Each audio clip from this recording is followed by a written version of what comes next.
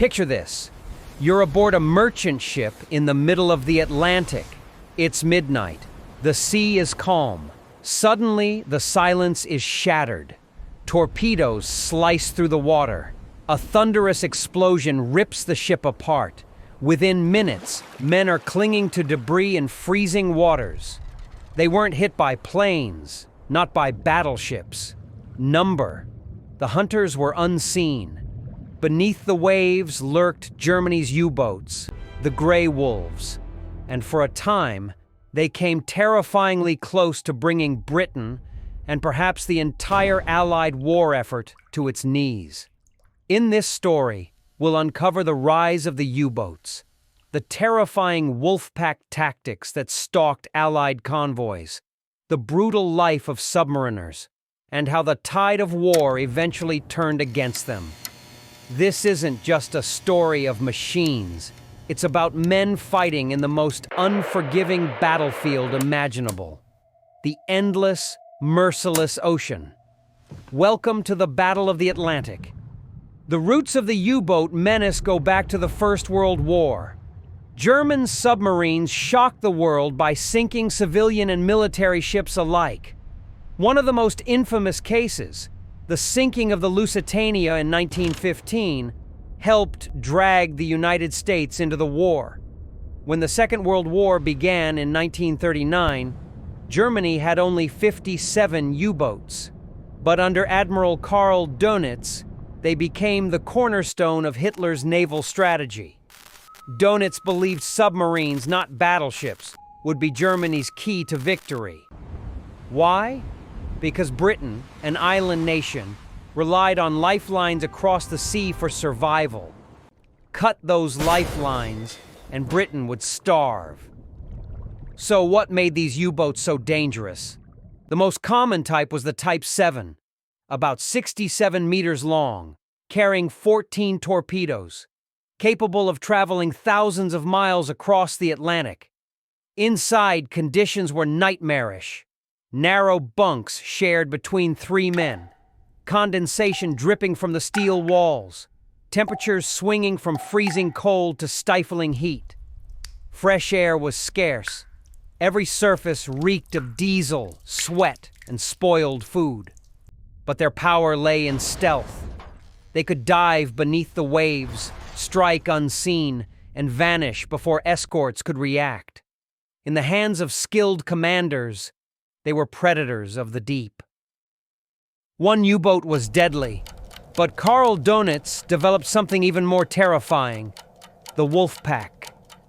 Instead of acting alone, U-boats spread out across the Atlantic like hunters in the dark. Once a convoy was spotted, others were summoned by radio. Dozens could converge for a coordinated strike. The attacks came at night, silent, sudden, and brutal. Torpedoes slammed into tankers and freighters. Survivors clung to wreckage as more ships burned around them.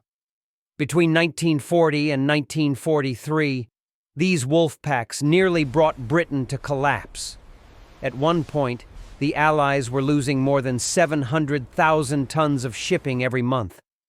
But what was life like inside these so-called Grey Wolves? Missions could last 2 to 3 months, no privacy, little fresh food, and constant danger. Crews survived on canned goods, bread that quickly molded, and rationed water. Sleep was rare. Bunks were shared and still warm from the last man. Showers didn't exist. Rats scurried across the floor. Yet worse than the living conditions was the fear. When Allied ships dropped depth charges, the crew could only wait in silence as explosions shook the hull.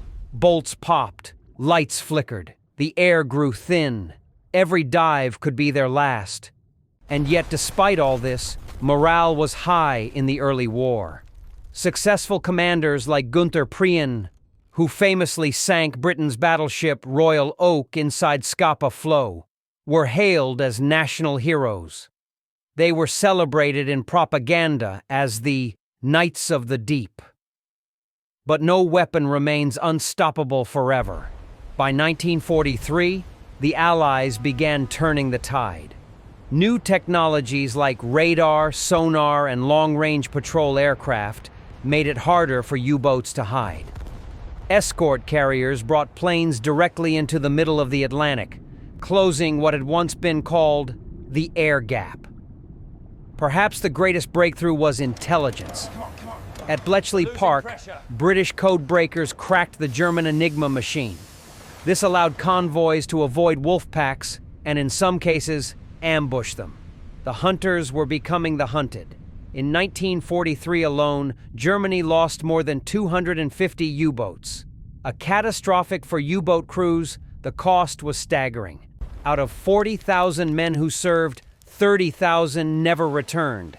That's a 75% casualty rate, one of the highest of any service in the war. For Allied sailors, the price was just as brutal. Thousands of merchant seamen lost their lives, often in freezing waters with little hope of rescue. The Atlantic became a graveyard for both hunter and prey. In the end, the U-boats failed to choke Britain into surrender, but they forced the Allies into a massive struggle, the longest continuous campaign of the Second World War.